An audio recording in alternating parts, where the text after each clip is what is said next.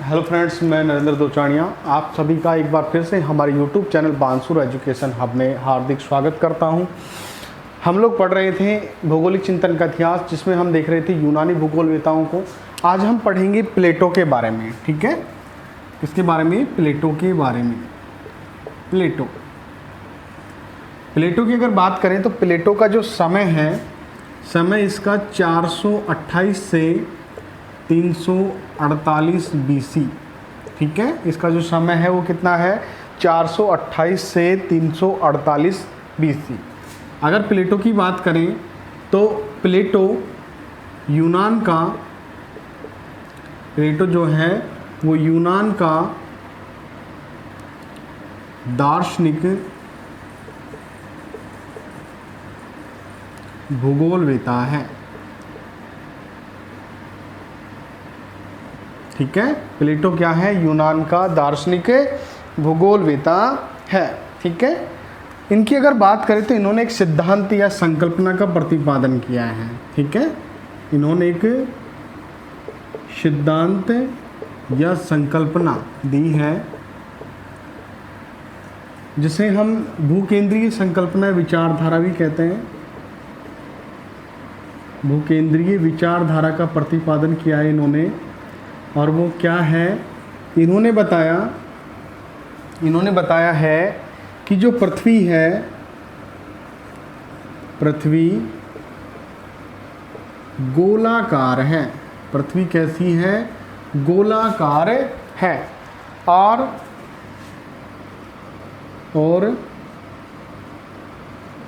ब्रह्मांड के केंद्र में स्थित है। ब्रह्मांड के केंद्र में स्थित है तथा सूर्य व अन्य पिंड इसके या इसका चक्र लगाते हैं। ठीक है फ्रेंड्स, कि जो प्लेटो है वो बताता है कि जो पृथ्वी है वो कैसी है? गोलाकार है, ब्रह्मांड के केंद्र में स्थित है तथा सूर्य और जो अन्य पिंड है वो इसका क्या लगाते हैं? चक्कर लगाते हैं। ठीक है, आगे हम बात करें तो इन्होंने निगमनात्मक दृष्टिकोण को विकसित किया है। दृष्टिकोण को विकसित किया। निगमनात्मक दृष्टिकोण को क्या किया है इन्होंने? विकसित किया है। ठीक है, अर्थात डिडक्टिव अप्रोच,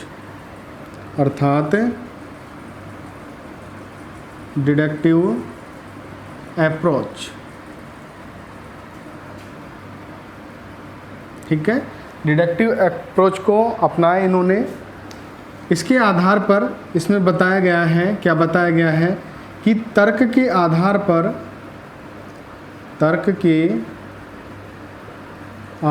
पर सिद्धांतों की रचना, तर्क के आधार पर सिद्धांतों की रचना सामान्य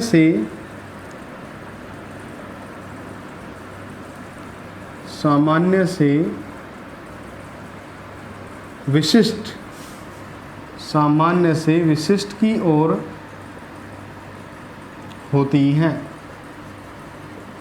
ठीक है, इन्होंने डिडक्टिव अप्रोच को विकसित किया।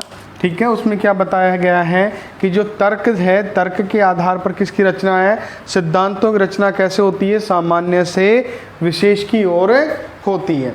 ठीक है, अगर हम आगे बात करें तो प्लेटो थे जो अरस्तु के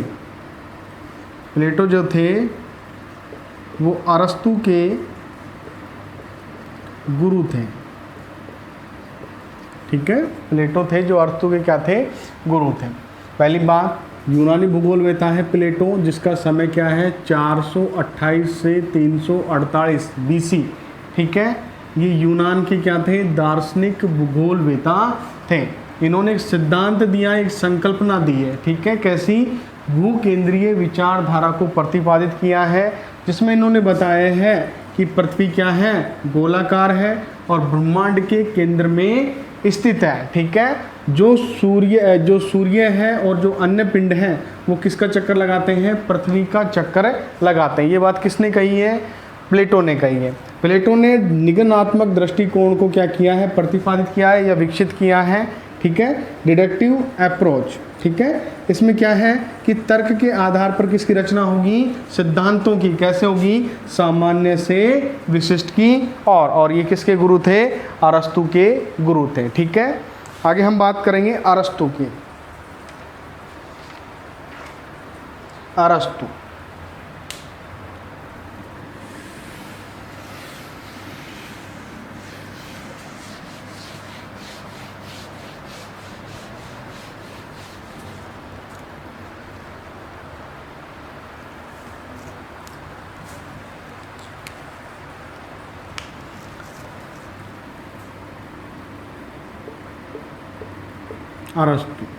अरस्तु के अगर समय की बात करें तो इसका समय है 384 से लेकर 322 BC, ठीक है। ये क्या है, इसका समय रहा है, ठीक है। इनकी बात करें तो ये प्लेटो के क्या हैं, ये प्लेटो के शिष्य थे, ठीक है। ये प्लेटो के क्या थे, ये प्लेटो के शिष्य थे। आगे हम बात करें तो ये यूनान के गणितज्ञ थे। यूनान के क्या थे, गणितज्ञ थे, ठीक है। आगे हम देखें तो ये नियतिवाद के समर्थक थे। ये नियतिवाद के समर्थक थे, ठीक है। किसके समर्थक थे, ये नियतिवाद के समर्थक थे। जो अरस्तु थे वो प्रथम उद्देश्यवादी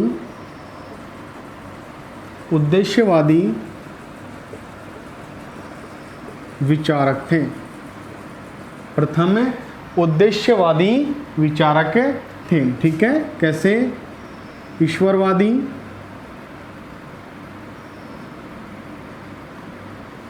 या अपन कहें इसको टेलियोलॉजिस्ट, ठीक है। क्या थे, टेलियोलॉजिस्ट थे, ईश्वरवादी थे, उद्देश्यवादी थे। ये जो लोग थे इनका मानना था कि जो भी गतिविधि या जो भी घटना घट रही है वो क्या है, पूर्व नियोजित है, ठीक है।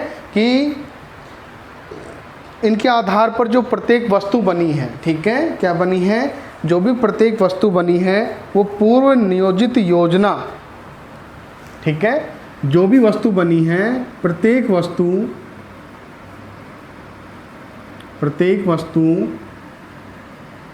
पूर्व नियोजित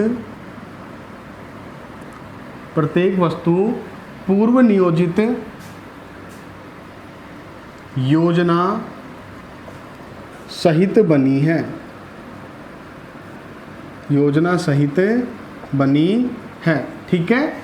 कि उसके पीछे पहले से कोई योजना फिक्स कर रखी है कि वह जो वस्तु बनी है, जो ईश्वरवादी विचारधारा है वो बताते हैं कि कोई भी चीज़ जिसका अस्तित्व आया है वो कैसे आया है, पूर्व नियोजित योजना सहित उसका विकास हो रहा है या हुआ है, ठीक है। अगर हम बात करें तो इसकी एक बुक है, बुक का नाम है, अरस्तु की एक बुक है, बुक का नाम है मेट्रोलॉजिका, ठीक है, मेट्रोलॉजिका। ये क्या है, इनकी एक बुक है जिसमें इन्होंने बताया है कि इसमें क्या बताते हैं कि उष्णकटिबंधीय,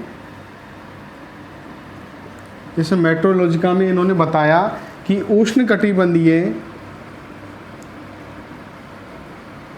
उष्णकटिबंधीय विश्वत रेखीय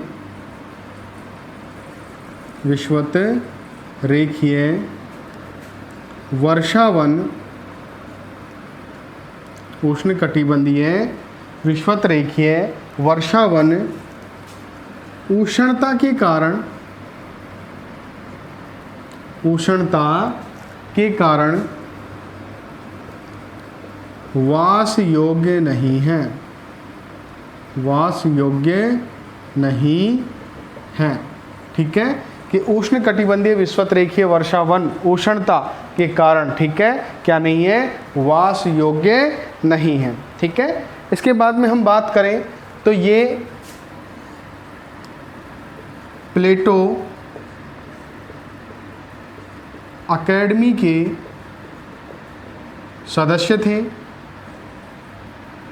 प्लेटो अकेडमी के सदस्य थे। और दूसरी बात करें तो इन्होंने प्लेटो अकेडमी को आगे बढ़ाया। ठीक है, प्लेटो अकेडमी को क्या किया इन्होंने, आगे बढ़ाया। जो अरस्तु हैं, अरस्तु का समय कितना है, 384 से 322 BC। ठीक है, अगर हम बात करें तो ये प्लेटो के क्या रहे हैं, शिष्य रहे थे, यूनान के गणितज्ञ थे, नियतिवाद के क्या है, ये समर्थक है। ठीक है, नियतिवाद का मतलब है कि जिसमें पर्यावरण क्या होता है, सर्वोपरि होता है, बिना पर्यावरण की सहायता से मानव का क्या है, अस्तित्व नहीं है। तो ये नियतिवादी विचारधारा के समर्थक थे। ठीक है, ये प्रथम उद्देश्यवादी विचारक थे। ईश्वरवादी या टेलियोजिस्ट इन्हें कहा जाता है कि प्रत्येक वस्तु जो बनी है वो पूर्व नियोजित योजना सहित बनी है। ठीक है, इनकी पुस्तक है कौन सी, मेट्रोलॉजिका, जिसमें इन्होंने क्या बताया कि उष्ण कटिबंधीय विश्वत रेखीय वर्षावन उष्णता के कारण, ठीक है, क्या नहीं है, वास योग्य नहीं है। ये प्लेटो अकेडमी क्या थे, सदस्य थे, और प्लेटो अकेडमी क्या क्या इन्होंने आगे बढ़ाया। ठीक है, आगे हम बात करें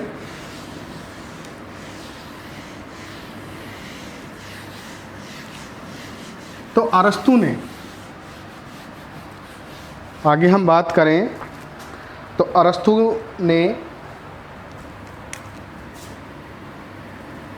पृथ्वी के गोलाकार आकार का या वृत्ताकार आकार का तर्क के आधार पर या प्रमाण के आधार पर लेखन कार्य किया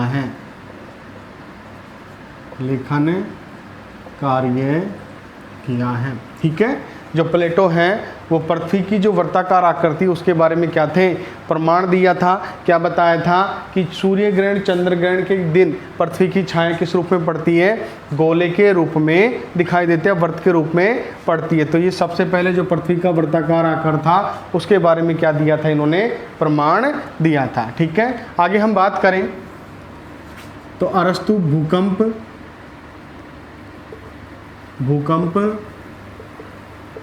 ज्वालामुखी और ज्वार भाटे का कारण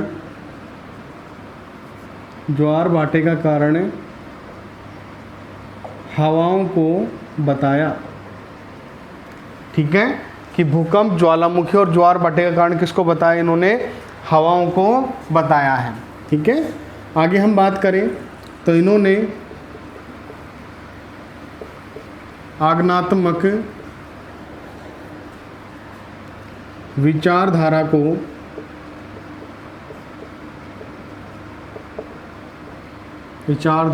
विकसित किया। ठीक है, विकसित किया। प्लेटो ने किसको किया था, निगमनात्मक अर्थात डिडक्टिव, इन्होंने क्या बताया, आगमनात्मक अर्थात इंडक्टिव अप्रोच। ठीक है, इसमें इंडक्टिव अप्रोच में बताया है कि जो सिद्धांत हैं तर्क के आधार पर सिद्धांतों की रचना तर्क के आधार पर सिद्धांतों की रचना विशिष्ट से सामान्य की ओर, विशिष्ट से सामान्य की ओर होती है। ठीक है, कि जो सिद्धांतों की रचना है वो कैसे होती है, विशिष्ट से सामान्य की ओर। कौन सी विचारधारा में बात करें तो इंडक्टिव अप्रोच में, अर्थात आगमनात्मक उपागम की बात करें तो तर्क के आधार पर सिद्धांतों की रचना विशिष्ट से सामान्य की ओर। निगनात्मक में सिद्धांतों की रचना सामान्य से विशिष्ट की ओर। निगनात्मक किसका है, प्लेटो का, और अग्नात्मक किसका है, अरस्तु का। अरस्तु के बारे में बात करें तो भूकंप, ज्वालामुखी और ज्वार भाटे के कारण किसको बताता है, ये हवाओं को बताता है। ठीक है, इसके बाद में हम अगर बात करें यूनानी भूगोलवेताओं का योगदान,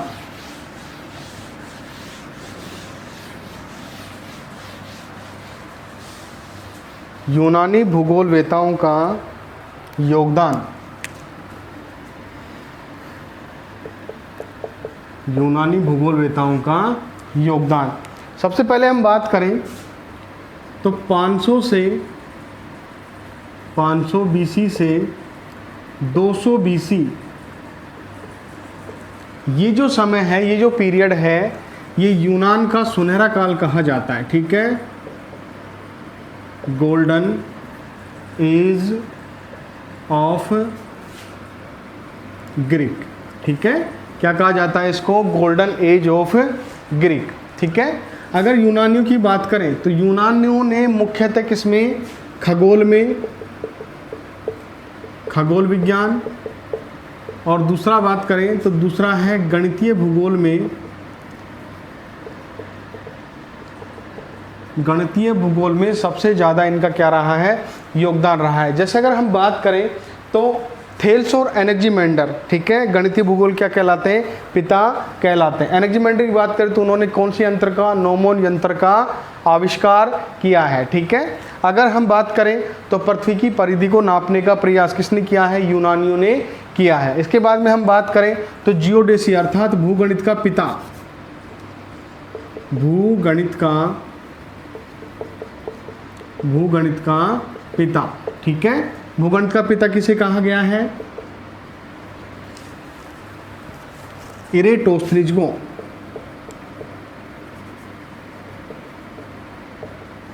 इरेटोस्थनीज को क्या कहा गया है, भूगणित का पिता कहा गया है। ठीक है, क्यों कहा गया है, क्योंकि इन्होंने परिधि को नापा था, पृथ्वी की परिधि को नापा था। कौन सी यंत्र की सहायता से,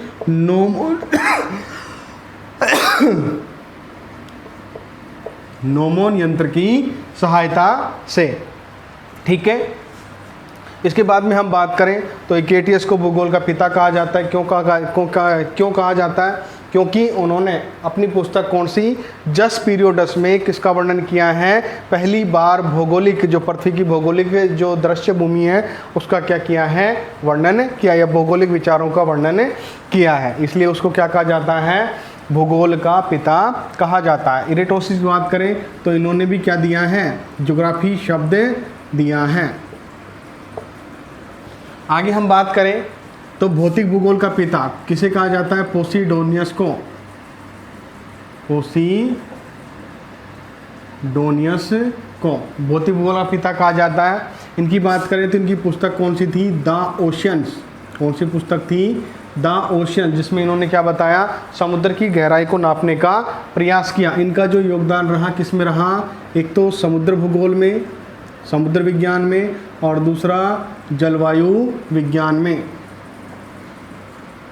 जलवायु विज्ञान में इनका क्या रहा है, योगदान रहा है। उसके अलावा अगर हम बात करें तो एस्ट्रोलेब यंत्र का आविष्कार की बात करें, अपन डेल्टा शब्द देने की बात करें तो सब किसने दिया है, यूनानी भूगोलवेताओं ने ही दिया है। तो यूनानी भूगोलवेताओं का योगदान ज्योग्राफी के अंदर बहुत ज़्यादा रहा है। ठीक है, और आप पिछले वीडियो देखेंगे तो आपको पता लगेगा कि यूनानी भूगोलवेताओं का कितना योगदान भूगोल विषय के अंदर रहा है। ठीक है, तब तक के लिए धन्यवाद। आगे हम पढ़ेंगे कौन सा, रोमन विचारधाराओं पे, रोमन जो ज्योग्राफर है उनके बारे में अपन अध्ययन करेंगे। तब तक के लिए धन्यवाद।